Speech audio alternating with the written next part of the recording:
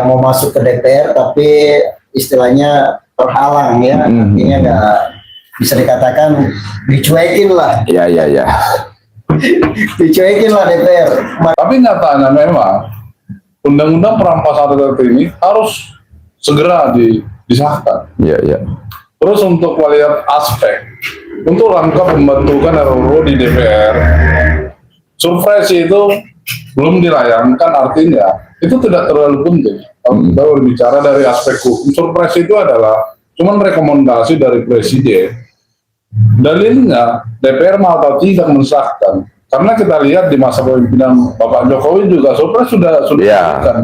Terus tapi saya bahagianya ketika di akun saya itu langsung ada polisi yang kasih apa tuh? Tanda love. Nama love. Di akun TikTok ya. Jadi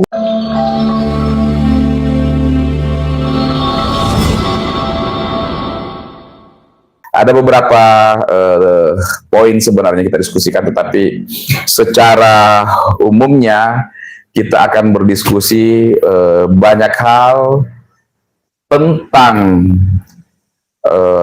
judul utamanya adalah rancangan undang-undang perampasan aset tindak pidana ya, tindak pidana, atau dalam hal ini kita lebih sering mengatakan tindak pidana koruptor, karena memang ini lagi kita terus kawal.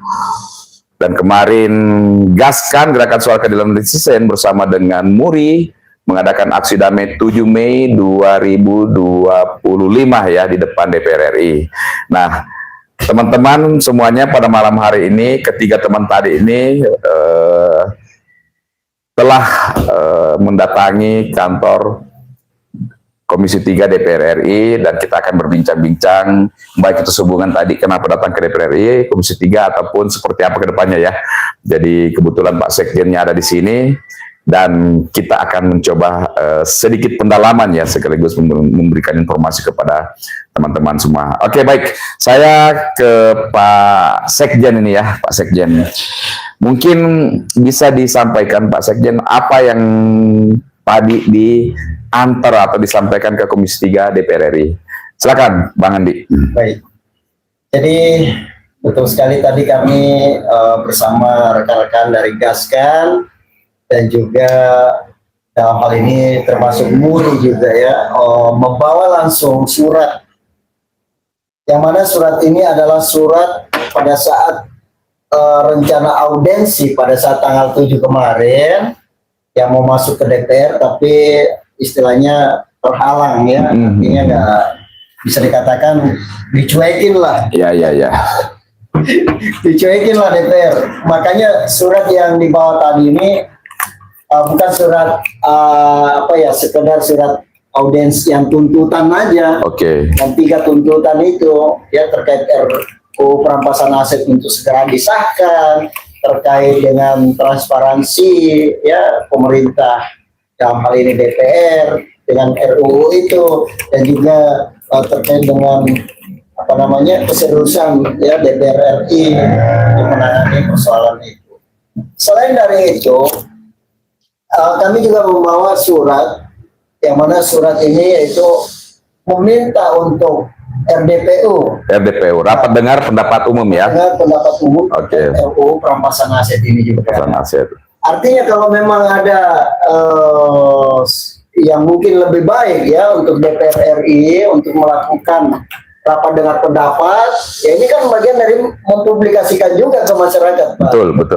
Supaya masyarakat nggak salah paham juga. Iya. Sebagaimana yang masyarakat tahu, Bapak Presiden ya baik yang sekarang maupun sebelumnya itu sudah mengajukan juga, menyampaikan ke DPR, tapi ada apa gitu loh di DPR. Nah ini mungkin yang perlu kami sampaikan surat semacam tadi, sekaligus di dalam surat itu sekaligus menyampaikan bahwa akan ada aksi susulan. Akan ada aksi susulan. Iya. Oke, udah di statement ya, di state ya, dinyatakan ya. Iya. Tanggal berapa tuh Bang Andi rencananya? Tanggal 7 bulan 7 2025. Jadi 77 ini ya. 77 25 ya. 25. Pak Sekjen, saya mau tanya ya, kira-kira apa yang terjadi waktu kemarin itu sampai mungkin ada bayangan nggak sampai kita katakanlah itu tidak diterima audiensi kita kemarin gitu. Menurut Pak Sekjen seperti apa kira-kira kajiannya nih? Kalau saya ya sebagai orang yang langsung mengantarkan surat jauh sebelum hari H-nya untuk meminta audiens, kemudian pas hari H juga saya masuk itu. Ya. Jadi sebelum pengecekan ya. Pagi itu saya masuk ngecek di dalam. Dan itu saya ketemu dengan bagian humas juga. Bahkan sampai ke meja sekretariatan Komisi 3 langsung. Jadi kami dari sekretariat persuratan, kemudian di persuratan bilangnya sudah memastikan sudah sampai di Komisi 3 surat ini tanggal 29 kemarin. Lalu kemudian kami masuk juga ke bagian persuratan di Komisi 3. Dan di situ dicek langsung, kelihatan bahwa surat ini sudah sampai ke meja pimpinan. Sudah sampai ke meja pimpinan? Sudah masuk ke meja pimpinan, sudah sampai. Tinggal jadwalnya dilihat nih. Kalau memang hari ini ada, pasti kelihatan jadwalnya di layar ya? Di layar, kan? Nah, akhirnya kami cek. Karena dia bilang kalau memang belum kelihatan, berarti mungkin ditunggu jam-jam 3 kali baru ditentukan jam. Iya. Berhubung karena ada keterkaitan tamu negara juga. Oh iya ya, paginya itu ya. Beliau lagi ini dulu. Iya. Lagi ada kegiatan gitu. Kemudian setelah jam 2 di luar, pada saat aksi damai itu, kita sudah nunggu terus nih, belum ada juga kabar. Saya sudah WA juga humasnya. Ini kalau nggak jelas ini, waduh, kita teman-teman bisa salah paham juga ya, di luar ya. Terhadap DPR RI, kita mau jaga nama baik DPR RI sebenarnya. Supaya masyarakat masa dalam hal ini yang sebagian besar dari luar kota juga jauh-jauh ini bisa memahami. Betul ya. Tapi karena capeknya orang dan malah menimbulkan kesalahpahaman, waduh ini sangat disayangkan ini. Iya. Betul. Iya. Ya, jadi itu kemarin memang penolakan itu juga hampir sedikit menjadi sesuatu yang karena kekecewaan besar akhirnya teman-teman sampai nutup jalan dan lain sebagainya gitu ya. Menurut Bang Adi apa itu, karena sikap kekecewaan atau memang direncanakan seperti itu atau seperti gimana Bang? Jadi gini ya, inilah bentuk kekecewaan ini ya. Mereka semua sudah paham bahwa banyak masyarakat di wilayahnya masing-masing ini kena dampak dari ulah dari koruptor menurutnya ya di wilayahnya. Oh iya, ada itu yang kayak dari Riau itu bicara ya si Pak Daryanto. Karena seperti itu bentuk dari kekecewaan ya, kalau memang kami ini diamanatkan oleh masyarakat, mending kami mati aja kalau perlu. Udah siap mati ya. Bahasanya teman-teman. Oke. Makanya dia langsung lari, teman-teman langsung lari ke jalan tuh. Mau ditabrak atau gimana? Cuek udah. Benar-benar sudah totalitas ya. Jiwa dan raga nih ya. Kalau jiwa dan raga itu berarti termasuk nyawanya pun juga ya siap untuk dikorbankan. Maksudnya dibuat seperti itu juga, mereka berpikir bahwa kalau memang mereka sayang terhadap rakyat, mereka merasa bahwa mereka di dalam gedung sana ini bagian daripada perwakilan rakyat, tentu ada perhatian juga dari dalam. Iya. Nyatanya juga ya, kita nggak ada. Akhirnya apa yang terjadi ya, kita teman-teman segel lagi dengan yang pintu itu ya, yang pintu gerbang utama ya. Utama itu disegel lagi dengan kain kapan putih bermerah tinta darah. Bertinta darah merah. Bertintah darah merah. Iya, merah darah. Iya.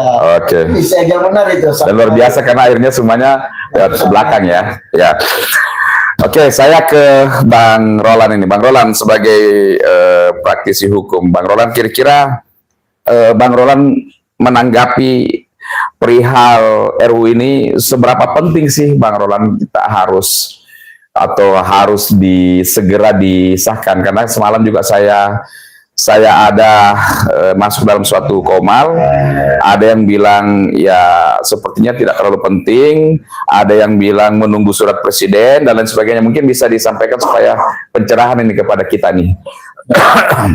Artinya melihat kondisi yang saat ini memang ekonomi yang amburadul ya, akibat tindakan korupsi dari pelaku koruptor ini, sekalipun pemerintah menyatakan bahwasannya ini undang-undang perampasan aset belum terlalu urgent, cuman Ya. kali ini Menko Polhukam sempat pemerintah gitu ya. juga belum turun terjun ke lapangan melihat bagaimana sebetulnya konsep yang benar-benar terjadi di lapangan. Jadi mereka mengatakan statement itu belum waktunya atau belum urgent dalam hal itu. Tapi nyatanya memang undang-undang perampasan aset ini harus segera disahkan. Iya, iya. Terus untuk melihat aspek untuk langkah pembentukan RUU di DPR, surpresi itu belum dilayangkan, artinya itu tidak terlalu penting. Kalau kita berbicara dari aspek hukum, surpresi itu adalah cuman rekomendasi dari presiden. Dalilnya DPR mau atau tidak mensahkan, karena kita lihat di masa pemimpinan Bapak Jokowi juga surprise sudah Iya. diberikan.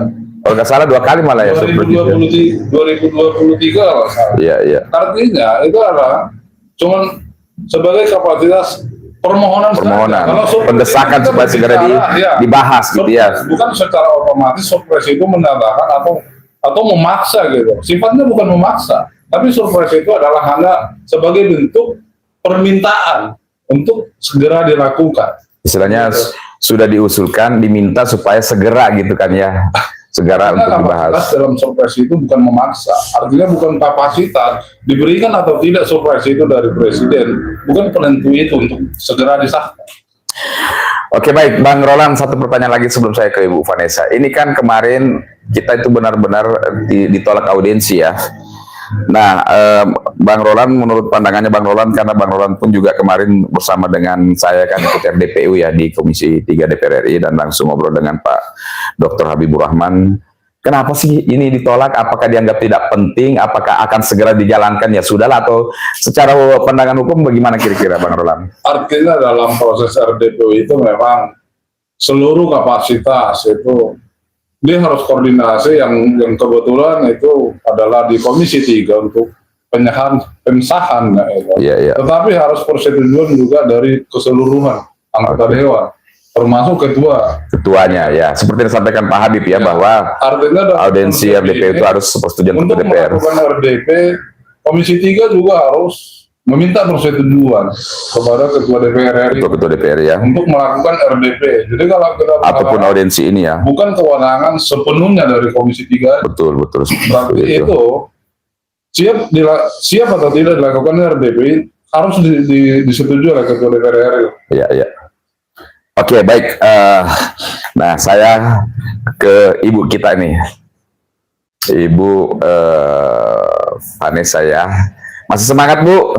Luar biasa tadi saya lihat Ibu Vanessa dari pagi juga ikut ke DPR sebelum ke Propam ya. Ibu Vanessa, pertama saya mau nanya ya, setelah beberapa saat ini digaskan ya, dulu sih kan memang ya sudah beberapa kali ya, kemudian sudah mulai berinteraksi. Apa sih yang Ibu rasakan semenjak sudah mulai bergabung dengan teman-teman di Gaskan ini gitu? Nah, pertama ya, Agak besarin suaranya Bu ya. pertama-tama yang saya rasakan itu semangat persatuannya. Semangat persatuannya ya. Semangat persatuannya, terus mengawal pengesahan RUU perampasan aset ini ya. sungguh luar biasa. Jadi saya yang dulunya saya mungkin on off, Iya, iya. sekarang lihat gerakan ini tuh sangat jadi semangat luar biasa untuk selalu ikut Pak kegiatan Bapak. Iya, iya. Kegiatan kita bersama ya. Ya, Kegiatan Gaskan. Nah, kegiatannya. pertanyaan saya selanjutnya seperti ini Bu Vanessa. Kemarin kan juga turun aksi damai nih. Ya. Bagaimana perasaan Ibu, di mana Ibu ini ya secara status sih sekarang tetap sebagai istri aparat kepolisian atau bayangkari, kemudian turun langsung dalam suatu aksi damai seperti itu. Apa yang Ibu rasakan Ibu Vanessa? Ada sesuatu yang lain atau seperti ini ya orang demo ya? Ya, pertama kali dalam hidup saya. Oh, baru pertama kali. Dalam hidup saya merasakan langsung ke lapangan untuk ikut berdemo. Tetapi demo yang saya ikuti ini memang betul-betul real jeritan masyarakat yang belum pernah tersampaikan secara langsung. Jadi saya pribadi saya sangat bangga mengikuti kegiatan dalam Gaskan ini, apalagi dalam mengawal untuk disahkannya RUU ini. Ya, RUU ini ya. Nah, dulu Ibu kan suami Ibu itu pernah menjabat sebagai Kapolres ya, dan biasanya sebagai Kapolres itu pasti bersentuhan dengan ketika ada suatu kelompok ataupun masyarakat yang melakukan aksi damai atau demo. Waktu dulu Ibu nggak pernah ada komunikasi bahwa Bapak atau suami mengatakan aksi damai begini. Sering cerita juga gitu ya? Saya sering dengar seperti itu Bapak ya. Sering cerita juga ya. Nah kemarin itu kan banyak banget itu polisi tuh. Ibu merasa takut nggak atau ini udah biasa ini ya? Gimana ininya mentalnya waktu itu kan? Ketika kemarin saya melihat polisi itu, pertama-tama saya masih merasa seperti yang biasa saya dengar. Tetapi ketika saya melihat langsung dan mengikuti demo langsung, peran polisi itu ternyata tidak seperti yang biasa saya dengar. Biasanya kan hanya membuat keributan, tidak mau tahu, terus dibubarkan saja. Ya. Tapi saat di lapangan kemarin itu mereka betul-betul hanya menjaga sebagai pagar. Ya, pagar betis lah ya. Jadi ketika mungkin kita melewati batas yang seharusnya kita tidak boleh lewati, memang mereka akan melakukan tindakan. Iya. Seperti itu. Oke. Waktu kemarin itu, tapi nggak ada yang telepon, Bu Vanessa ngapain ada di situ, nggak ada ya? Sementara ini belum Bapak. Belum. Tapi saya lihat ada satu dua yang ketahui keberadaannya Ibu gitu ya. Sebenarnya banyak yang mengetahui sudah. Terus tapi saya bahagianya ketika di akun saya itu langsung ada polisi yang kasih apa tuh? Tanda love Nama lo. di akun TikTok ya. Jadi yang berarti cukup diperhatikan ya Bapak ya. Iya. Oke Bu, tadi ini saya sekilas saja ya kita berbicara ya. Kan sehabis dari DPR kan Ibu lanjut sama Pak Roland itu ke mana? Ke Propam Mabes Polri ya. Apa sih urusannya itu? Itu dalam pelaporan masalah yang saya sedang laporkan salah seorang yang bertugas di Mabes, Kombes C yang ada di Mabes, tepatnya di Gedung Presisi 2 lantai 6. Seperti itu Bapak. Jadi memang ada lagi menjalani kasus ya. Itu nanti kita akan tapi tadi pengaduannya itu langsung ke bagian pelayanan atau bersifat pengaduan secara tertulis? Pengaduan tadi itu secara tertulis yang saya sama Bang Roland tujukan kepada Bapak Kadip Propam. Bapak Kadip Propam ya. Oke, baik. Saya ya sahabat Solmat ya. Jadi tadi disampaikan oleh Pak Sekjen bahwa memang gerakan suara keadilan ini bersama-sama dengan MURI. Dan harapan kita masyarakat yang lain pun juga bisa bergabung, benar-benar sangat serius untuk pengawalan ketat pengesahan undang-undang ini ya. Karena kenapa teman-teman? Kalau kita lihat historikalnya, undang-undang ini mulai daripada titik nolnya itu sudah berusia sekitar 2003, 20 tahun lebih, 12 tahun ya. Jadi ini diinisiasi oleh Pusat Pelaporan Analisa Transaksi Keuangan ataupun PPATK, di mana berdasarkan suatu konvensi dari PBB, yaitu United Nation Convention Against Corruption atau UNCAT ya, kita nyebutnya UNCAT ya, di mana Indonesia telah meratifikasi hal tersebut. Nah itulah kemudian digagas dan kemudian di 2008 itu sudah diajukan ke suatu naskah akademiknya dan kemudian dijadikan sebagai suatu rancangan undang-undang atau RUU, dan sampai 2008 tambah 5 2000 berapa itu ya intinya dari zaman SBY selesai masuk ke zamannya pemerintahan Pak Jokowi, seperti tadi disampaikan oleh Bang Roland bahwa sudah masuk juga dalam prolegnas. Pak Presiden Jokowi sudah mengirimkan surat presiden atau surpres Bahkan teman-teman semuanya ketahui bersama bahwa ketika Pak Menko Polhukam zamannya Pak Jokowi dalam suatu sidang dengan Komisi 3 DPR RI mempertanyakan langsung, tolong dong Pak siapa waktu itu ya Pak siapa itu Bambang Pacul ya, untuk segera disahkan RUU ini. Ternyata dijawabnya ya, kalau kami sih siap aja, tetapi silahkan untuk berkoordinasi dengan ketua-ketua kami. Nah ini kan yang terus kita kawal nih. Harapan kita segera untuk disahkan, karena memang korupsi itu sudah luar biasa menjadi penyakit bagi bangsa Indonesia ya. Begitu banyak orang-orang kelaparan, begitu banyak orang-orang yang susah karena perbuatan-perbuatan daripada koruptor ini ya. Nah, saya akan kembali bertanya sama Bang Andi atau Pak Sekjen Gaskam. Bang Andi, ini kenapa bisa tiba-tiba niat lagi untuk mengawal di aksi damai jilid 2 lah bahasanya gitu? Apa tidak capek Bang Andi, teman-teman semuanya, atau Bang Andi sendiri seperti gimana nih? Iya. Oke, terkait dengan jilid 2, sebenarnya ini bentuk dari kekecewaan aksi kemarin ya. Ini bentuk kekecewaan kita semua nih. Sehingga ketika teman-teman menginginkan jilid 2, semua sepakat bahwa kita harus berlanjut aksi berikutnya, jilid 2 lah istilahnya. Ini memang bukan berarti keterpaksaan, bukan berarti ada kepentingan, tapi memang seolah-olah ada yang mendorong jiwa gitu ya, seolah-olah semakin ingin mengetahui bahwa benar nggak sih ini ulahnya ya DPR ini sampai RUU ini seolah-olah diulur terus. Ya, karena sebagaimana kita juga nggak bisa masuk, nggak bisa mereka menerima, padahal kita kan cuma mau masuk ngantar surat, audiens sekaligus ngantar surat. Sekaligus ya berbincang-bincang lah sedikit ya, kayak waktu aksi damainya 7 terpidana ya.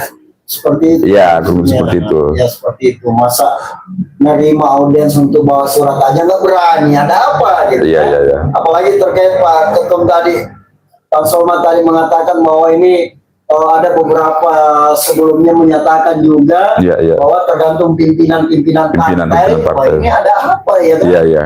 Sampai-sampai ada teman mengatakan ini bukan lagi mereka di sana, ini teman-teman ya. Bukan lagi mereka di sana mengatasnamakan perwakilan rakyat, tapi perwakilan partai semua dong. Ya, nah ini yang harusnya kita luruskan ya. Karena ketika mereka sudah jadi anggota DPR, harusnya kan menjadi perwakilannya rakyat, bukan perwakilan partai, bukan petugas partai ya. Tapi pada kenyataannya ya sampai sekarang ya kita tidak mencap menyeluruh ya. Intinya undang-undang yang sangat dibutuhkan ini, RUU yang dibutuhkan, undang-undang yang dibutuhkan ini sampai sekarang belum disahkan, seperti itu kan ya. Nah, teman-teman, apakah lagi terus persiapan atau seperti bagaimana Bang di sekarang ini? Ya, kita melihat bahwa sudah ada beberapa wilayah itu sudah dibuat koordinator masing-masing. Iya. Jadi seluruh Nusantara nih, mudah-mudahan semua provinsi ada nanti ya perwakilannya ya. Dan masing-masing berapa targetnya nih Pak Bang Andi kalau dari diskusi teman-teman? Target sih mudah-mudahan capai 5.000. 5.000 orang. Wah, luar biasa ya. Karena saya lihat sistemnya nanti setiap wilayah itu kalau nggak sempat hadir, nanti bisa adik-adik mahasiswa yang mewakili mereka. Mahasiswa juga turun ini? Wah, luar biasa ini ya. Mudah-mudahan bisa ini nih. Nah, ini teknisnya dengan cara mereka tinggal memberikan satu istilahnya solusi untuk mahasiswa yang susah untuk transportasi. Mereka yang dari luar kota untuk subsidi gitu ya, mensubsidi ya. Ya istilahnya mau hadir bisa diwakilkan adik mahasiswa dengan yang membutuhkan transport nanti mereka yang siapin. Gitu. Karena mereka keinginannya kuat, besar tapi jauh atau apa. Sementara adik kita mahasiswa ini kan yang namanya masih tergantung sama orang tua. Paling tidak mereka butuh transportasi. Ya mungkin juga butuh semacam katakanlah aqua. Nah itu entah nanti kayak semacam mensupport gitu ya. Tapi mau sampai kapan ini Bang Andi ini aksi damainya nih? Ya kalau kita target sih udah masuk juga surat bahwa tanggal 7 bulan 7 ya, itu kami sepakat bersama target, kecuali kalau RDP sebelumnya dan mungkin ada pemahaman yang bisa Disampaikan. dan bisa disepahami bersama bahwa oh ternyata harus menunggu lagi atau ternyata sudah mau disahkan ya, nggak perlu lagi kita demo-demo. Kalau dari Ketua DPR RI kan menyatakan bahwa tunggu sampai pengesahan KUHP yang baru gitu. Ya. Nah itu menurut Bang Andi bagaimana tuh? Ya, kalau tunggu Karena bisa sampai akhir tahun itu Bang Andi. sampai akhir tahun. Ya. Artinya kalau tunggu sampai situ berarti mereka sudah tahu jadwalnya juga. Ya. Ya, kalau bahasanya tunggu sampai selesai itu artinya mereka udah tahu jadwalnya dong. Nah inilah yang kami inginkan nih, masyarakat inginkan bahwa tolong RDPU jelaskan apa kendalanya, jelaskan Ya. sejauh mana secara transparansi, apa halangannya, kendalanya, ya. Kemudian targetnya sampai tanggal berapa itu aja, kalau udah jelas nggak ada masalah. Dan itu juga bisa jadi alibi kan ya? Iya. Alibi ya, tunggu lagi, Kan? ya Kalau nggak betul. disuarakan nanti pura-pura lupa lagi.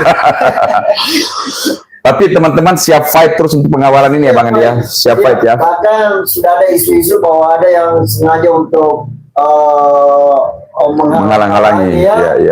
Tapi itu kita udah komitmen bahwa nggak pernah ngerem lah. Lagi Pak Ketum udah membahasakan juga, nggak ada gigi mundur. Ya, gaspol ya. Gaspol, maju terus. Oke. Jadi seperti itu. Oke, baik. Dan kita baik. Iya.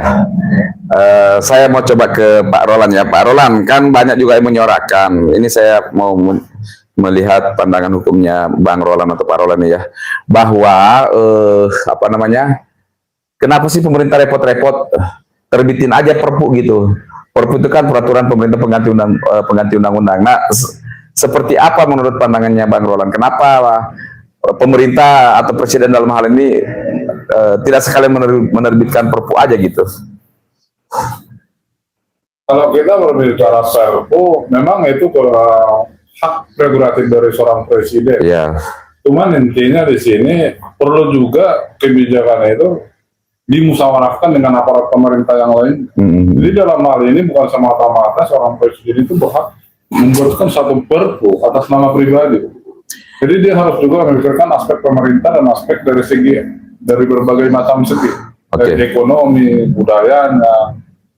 Ya baik, saya mau ke Bang Andi lagi ya. Ini coba kita kaji, ataupun Pak Roland, siapapun yang mau silakan menjawab ya. Perpu itu kan peraturan pemerintah pengganti undang-undang. Itu syaratnya Perpu itu ketika ada suatu kegentingan dan tidak ada undang-undang yang bisa mengcover. Disitulah Perpu itu keluar ya. Nah, kita garis bawahi kegentingan atau sangat penting, sangat urgent gitu ya. Nah, apakah pemerintah tidak menganggap ini genting masalah korupsi ini sehingga belum menerbitkan Perpu atau tidak berniat menerbitkan Perpu, atau seperti mana menurut Bang Sekjen ini, Bang Andi? Kalau menurut saya Perpu ini kan ini mirip sama kalau Kapolri mengeluarkan Perkap, semacam perkap ya. Ya, perkap. Ada Perpolri, peraturan Polri, Ya. ada perkap, peraturan Kapolri yang langsung dari sudut pandangnya Kapolri gitu. Tapi terkait dengan undang-undang RUU ini memang undang-undang, susah untuk, kalau menurut saya nih Iya. susah untuk Perpu atau apa gitu kan, karena ini banyak dampak-dampak yang harus Pertimbangkan. dipertimbangkan semua. Iya. Gitu. Oke, Bang Roland, pertanyaan saya Bang Roland, apa memang serius nih pemerintah ini, apa gimmick-gimmick aja nih dari tahun ke tahun atau dari periode ke periode, gimana nih Bang Roland? Kalau Pak Roland memandang sekarang ini. Artinya tadi konteksnya Perpu dikeluarkan itu mengingat kondisi yang lagi urgent ya, sesuai dengan pernyataan Menko Polhukam bahwasanya RUU Perampasan Aset ini belum masuk kategori urgent. Makanya mungkin dengan statement begitu Presiden juga akan menganalisa ini. Makanya untuk sementara belum dilakukan Perpu. Belum dilakukan Perpu. Mungkin juga berpikir bahwa sebenarnya nih kan tinggal pendesakan aja pengesahan ya, karena Perpunya sendiri RUU-nya sendiri sudah ada di DPR ya, dan ya dipandang bahwa masih ada undang-undang yang lain seperti undang-undang Tipikor, undang-undang TPPU yang bisa mengcover untuk sekarang ini. Tapi ya kalau memang pada kenyataannya atau pada akhirnya nanti hampir 5 tahun undang RUU ini tidak disahkan, Perpu pun juga tidak lahir, ya itu memang suatu keanehan gitu kan ya. Berarti masyarakat memandang memang ini bukan sesuatu yang luar biasa di sisi pandangannya pemerintah ataupun pandangannya DPR RI. Terus yang kedua, kalau kita berbicara dengan partai ya, berbicara dengan kepartaian, dan setelah dia duduk di komisi DPR, itu artinya konsep itu adalah perbedaan yang sangat jauh ya. Artinya di saat dia sudah dipilih dari wakil rakyat, harusnya tidak ada lagi kata kepartaian. Harusnya sudah mewakili rakyat ya. Mewakili rakyat, intinya dalam proses menjadi anggota DPR di sana, itu ibarat satu tangga, itu tangganya itu adalah DPR. Tapi setelah dia jadi terpilih menjadi anggota dewan, itu hanyalah fokus dengan masyarakat, karena mereka duduk di sana atas pilihan masyarakat, bukan dari partai. Bukan dari partai. Jadi harus Tapi partai yang menunjukkan, ya, rekomendasikan ya. Makanya kita bilang partai itu adalah sebuah tangga. Artinya setelah duduk dia di atas, tanpa masyarakat, tanpa pilihan masyarakat juga, dia tidak akan terpilih. Ya, Jadi betul. partai itu adalah ibarat satu wadah saja. Oke. Tapi ada pandangannya Pak Yusril kemarin, kalau nggak salah, bahwa ya belum melihat urgensi untuk apa itu, untuk pendesakan ini atau seperti gimana? Monitor nggak tuh? Ya artinya untuk undang-undang perampasan aset, untuk prolegnas ya, itu pemerintah masuk 2026. Tapi dengan pernyataan Presiden Prabowo di saat Hari Buruh, jadi di sini kita berbicara ada peluang di hal ini. Iya. Makanya dengan pernyataan Bapak Presiden kita, artinya ada ruang di sini, ada langkah yang harus kita lakukan juga. Dalam hal ini meminta agar segera, karena pemerintahan Prabowo juga menginginkan undang-undang perampasan aset ini segera disahkan. Oke. Baik ya. Jadi kita ke Ibu Vanessa dulu ya. Sebelum kita closing statement ya. Ibu Vanessa, saya tanya, masih semangat ini jilid 2-nya ini, Ibu Vanessa, masih semangat ya? Masih semangat. Tidak ada rasa ketakutan atau lelah gitu, Bu? Tidak. Tidak ada ya? Malah menunggu kapan tanggal 7 ini. Segera ya. Nah ini kan setelah Ibu bergabung ini kan ada suatu nuansa baru ya di dalam Ibu bawa, seperti inilah namanya masyarakat yang berjuang untuk kebaikan negara, bahwa tidak selamanya itu kita melulu harus dibayar dan lain sebagainya ya. Oke. Ini last statement buat Ibu Vanessa. Ada nggak yang mau disampaikan kepada teman-teman semuanya, masyarakat, pemerintah atau DPR sehubungan dengan kegiatan Gaskan dan Muri ya, teman-teman di Muri, dalam mendukung, mengawal ataupun mendesak RUU ini segera disampaikan. Silakan Bu, mungkin ya pernyataan terakhir ini Bu gitu. Jangan lupa terus kawal kegiatan Gaskan mulai dari sekarang hingga nanti tanggal 7 bulan 7 2025. Sebab di dalam kegiatan Gaskan ini memang betul-betul real mengawal apa yang menjadi inspirasi masyarakat Indonesia, khususnya himbauan dan permohonan perhatian buat Bapak Presiden kita yang sangat kita hormati, Bapak Prabowo. Mungkin itu saja. Oke, baik. Bang Roland,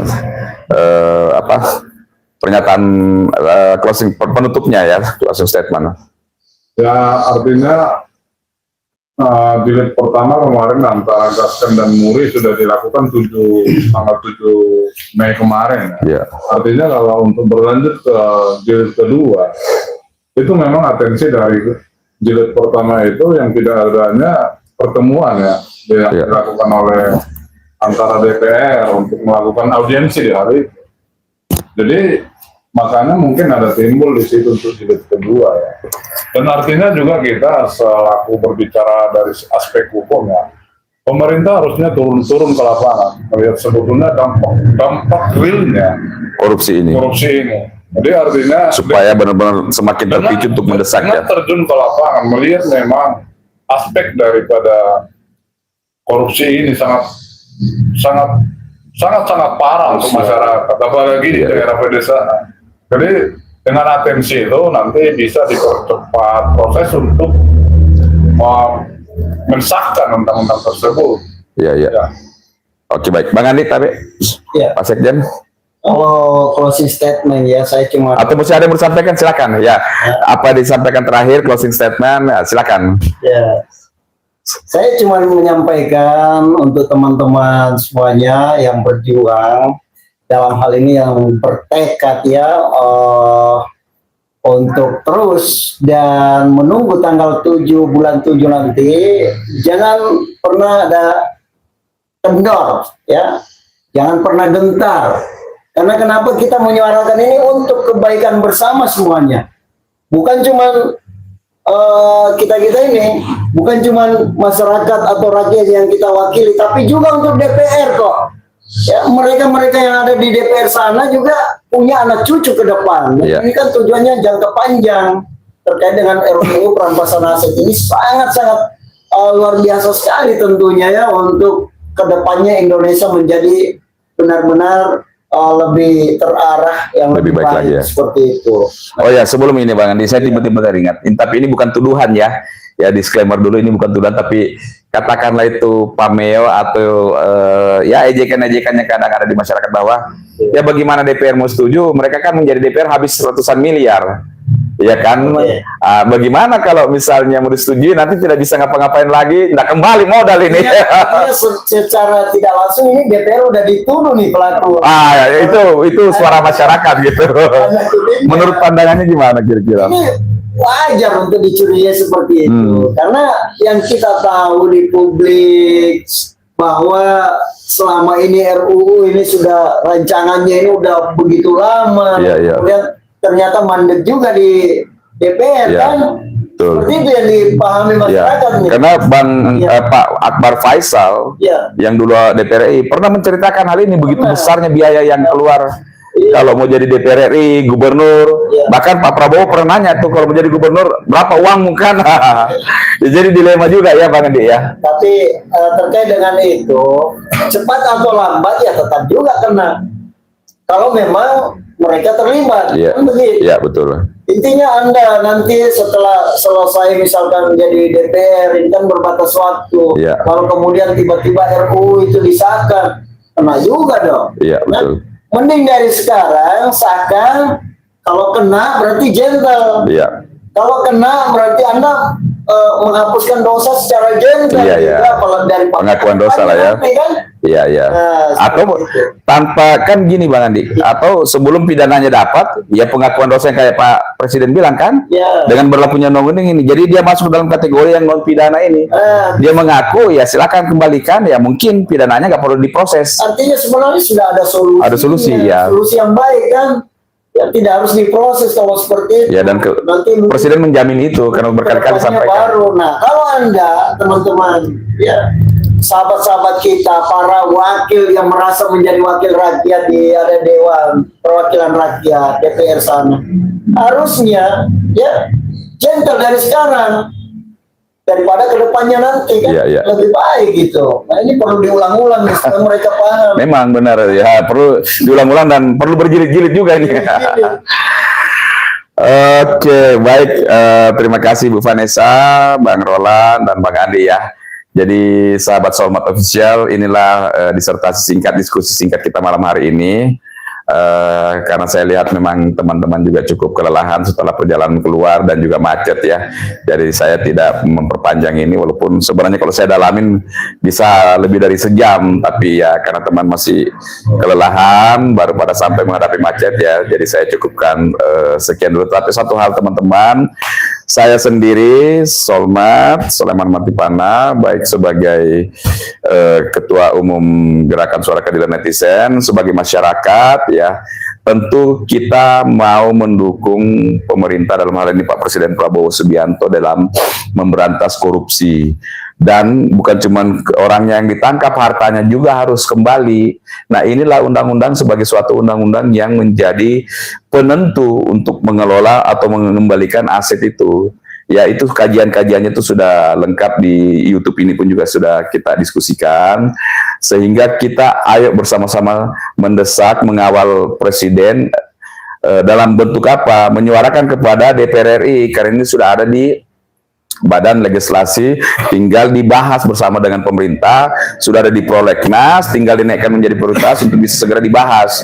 Mudah-mudahannya sih tahun ini mulai dibahas sambil berjalangan dengan RUU KUHP dan segera disahkan. Itu aja mungkin saya sebagai kata penutup. Kemarin kan aksi kemarin kan ada isu bahwa ada tunggangan atau belakang itu ada yang mungkin bisa disampaikan. Ya, baik. Jadi memang itulah yang terjadi dalam sebuah perjuangan ya. Kadang ada pro dan kontra dan ada label-label tertentu, dan salah satunya itu kemarin atau semalam yang lalu saya masuk ke dalam suatu komunikasi massal atau koma dalam suatu live di platform di mana mengatakan atau menstigmakan ini yang melakukan ini adalah pendukung Jokowi untuk pengalihan isu ya. Dan itu akhirnya kemudian saya bantah, bahkan orang tersebut saya berdiskusi dengan baik sehingga kemudian clear dan akan siap untuk bergabung ke depannya. Mudah-mudahan kita akan jalin terus komunikasi. Tapi satu hal, bahwa gerakan 7 Mei, gerakan 7 Juli nanti murni masyarakat Indonesia yang bergerak. Tidak ada kepentingan, tidak ada niat apapun, lebih kepada untuk berbuat terhadap bangsa dan negara ini. Karena kita cinta NKRI, kita memikirkan anak-anak kita nanti ke depannya. Karena korupsi ini benar-benar sudah mendarah daging di Indonesia ya. Pak Presiden berkali-kali mengatakan bahwa ada kebocoran, ada kebocoran. Nah, inilah sebenarnya kebocoran. Bayangkan 5 tahun korupsi Pertamina ini, Pertamina Patraniaga itu sekitar berapa? Triliun ini, waduh, nggak bisa kebayang. Timah berapa ratus triliun, luar biasa. Nah, ini yang harus kita kembalikan. Yang sampai yang korupsi yang ketua pengadilan negeri Jakarta Selatan ditangkap, kalau dikumpulin semuanya dan lain-lain sebagainya ya. Nah, inilah gunanya RUU ini disahkan segera menjadi undang-undang agar supaya benar-benar kemakmuran masyarakat Indonesia bisa terjalin. Karena Indonesia ini kaya raya, waduh, ampun-ampun kayanya. Tetapi ya segelintir orang doang yang menikmati. Karena kenapa ya? Perbuatan-perbuatan daripada kakak ini, korupsi, kolusi, dan nepotisme ya. Begitu ya, Bang siapa nih? Media. Himbauan untuk masyarakat dan mungkin mahasiswa. Ya, yang paling penting saya mau sampaikan kepada adik-adik mahasiswa, ayolah, tolonglah ya. Kalau adik-adik mahasiswa selama ini banyak bergerak, banyak berbuat, apa itu seperti Indonesia Gelap, terus kemudian RUU TNI, ini jauh lebih penting daripada RUU TNI, jauh lebih penting daripada apa itu masalah anggaran, instruksi Presiden tahun 2025 yang dia suarakan. Ini benar-benar bicara tentang nasib bangsa Indonesia ke depannya. Kalau dulu bangsa kita sebelum merdeka melawan penjajahan Belanda, sekarang inilah penjajahnya kita. Korupsi ini luar biasa. Ini yang menyedot semuanya sari-sari daripada kekayaan bangsa kita. Ini yang harus dilawan. Salah satu upayanya tentu adalah pengesahan RUU ini. Bukan cuma itu berhenti. Pasti dengan penguatan APH, aparat penegak hukum ini. Dalam hal apa? Misalnya satu, kepolisian ya. Nanti pada saat RUU kepolisian ini dibahas, ya kita kawal juga. Kedua, kejaksaan, kehakiman.